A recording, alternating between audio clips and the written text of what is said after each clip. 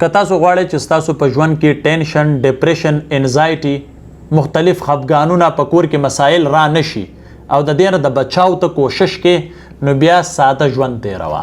د دې ټرینډینګ سیزونه نه واوړه، د دې غټو غټو برینډونو نه واوړه، د دې لوی لوی خبرو نه واوړه. څه ضرورت دی چې په کور کې د دې صوفې چې د 3 کاله وشوله او اوس دې له برینډ پکار دی، غټ قالین پکار دی، ښایسته کمره پکار ده، دا ای سی نه دی پکاره، دا ای سی چینج کومه او په هغې ستا ګزاره کیږي. دا سیزونه تا ته انزایټي جوړوي، دا تا ته ټینشن جوړوي. زنانه وي په کور کې، ځان له مې په 13,000 روپۍ باندې سوټ وانغستو، په 20,000 مې وانغستلو، د پلانکۍ د واده یا د نکریزو لزمه 4 سوټونه اغستل پکار دي. دا به درته دومره مسایل جوړ کړي چې ته د دې باره کې سوچ نشې کولی. دغه جنکو ته وایم کمې چې واده شوي نه دي او په کور کې ناستې دي، ښه په پښتو په غیرت سره مور او پلار ته ووایي چې ما داسې ځوان له مه ورکوه چې هغه ټامي وي، ټوله ورځ په فضولیاتو پسې ګرځي چې دا برینډ دی، هغه برینډ دی، دا ګاډي مې واغستو، هغه ګاډي مې واغستو، هغه صرف په دغه خواهشاتو څیزونو پسې ګرځي.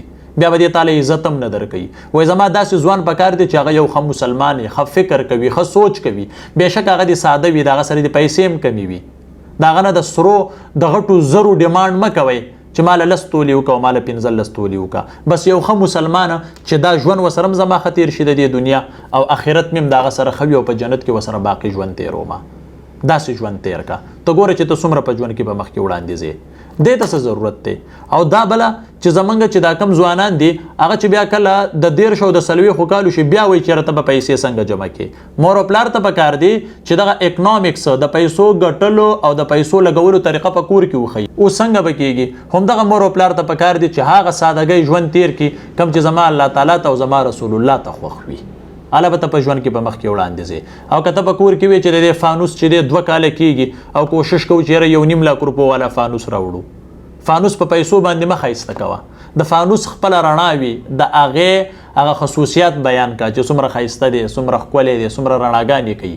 چې کوم ځای کې د پیسو د محفل روان وي د هغه ځای نه خپل بچي هم لرې ساته، ځکه چې هغه د خلکو دغه څیزونه یې نه د انزایټي ته ځي، ډپریشن ته ځي، د ستانه ډیمانډونه کوي، هغه ډیمانډونه بیا ته نشي پوره کولی.